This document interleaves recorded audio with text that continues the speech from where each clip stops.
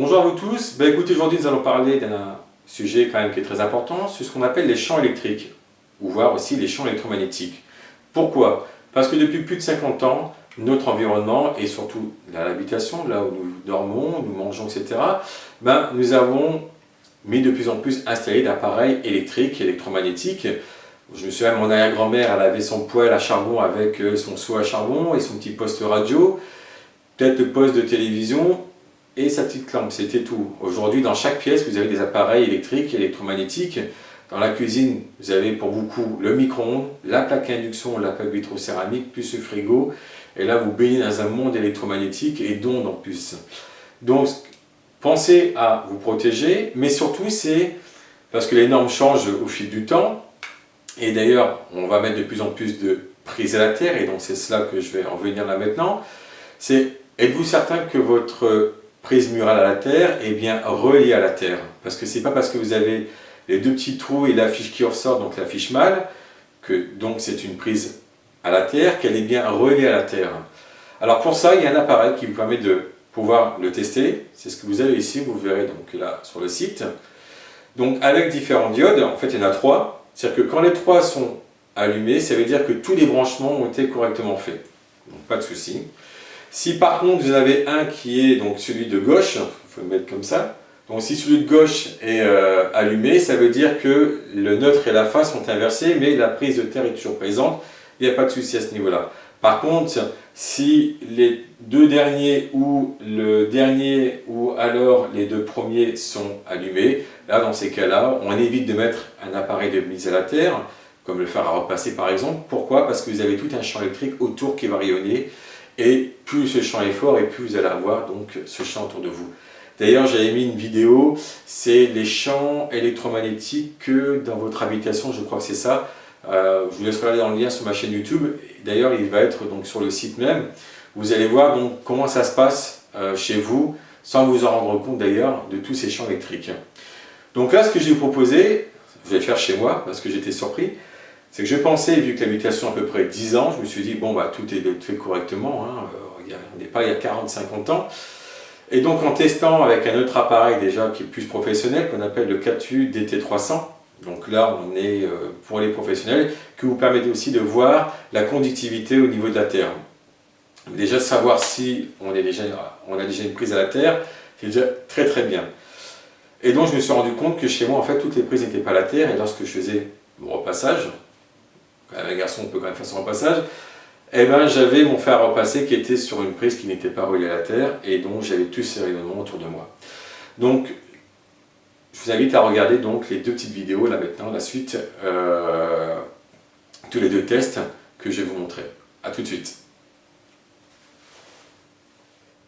Donc voilà. Là maintenant je vais vous faire le test, donc sur les deux prises vous allez voir que des fois on peut être surpris, donc ça c'est ce qu'on appelle des prises à la terre, étant donné que la fiche qui ressort donc permet d'être à la terre directement, ces deux prises là sont reliées donc au niveau de votre tableau électrique qui lui est même relié au niveau de la terre. Allez hop, on y va. Donc là, vous voyez, j'ai deux voyants de gauche qui sont allumés, donc il n'y a pas de prise à la terre, il n'y a pas du tout de terre. Donc si je mets un appareil avec une prise à la terre, c'est pas bon du tout, je rayonne énormément. On va faire celui qui est à côté. Hop, également aussi. Ça veut dire que les gars ont mal fait leur boulot. Donc ça arrive, hein, comme quoi.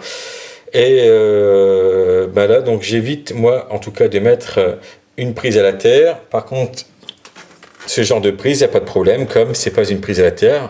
Donc ces deux fiches mâles, vous pouvez sans problème les mettre dans ces prises. Donc maintenant je vais vous montrer au niveau de la cuisine. Donc là aussi, bon, j'étais un peu surpris. Donc là, je mets l'appareil. Hop, la première diode est allumée. En fait, ça veut dire que phase et neutre sont inversés, mais la prise à la terre, elle fonctionne, donc il n'y a pas de souci. Je peux mettre un appareil avec une prise à la terre. L'autre prise ici, également, donc là j'ai toujours donc neutre et phase qui sont inversés, donc mais qui a toujours donc la prise à la terre, donc il n'y a pas de souci. Vous pouvez mettre un appareil type bouilloire ou autre d'ailleurs. Donc comme vous avez pu le voir, des fois on peut être surpris, hein, comme moi j'étais surpris la première fois, donc ça faisait plusieurs mois mais j'ai pas eu le temps de faire la vidéo. c'est que on pense que on a une prise à la terre, c'est génial, on met un appareil avec une prise à la terre parce qu'on fait confiance aux artisans qui ont fait donc le travail. Ici en tout cas c'est Bouygues Construction, donc d'ailleurs on est en procès contre eux au niveau de toute la copropriété parce que le boulot a mal été fait sur plusieurs points et dont d'ailleurs là au niveau du courant. Sachez en plus que comme il y a des nouvelles normes à chaque fois, là on est avec, qui existe depuis maintenant un petit moment, c'est la norme NFC 1500. Donc, je vous invite d'ailleurs à regarder par rapport aux prises à la terre.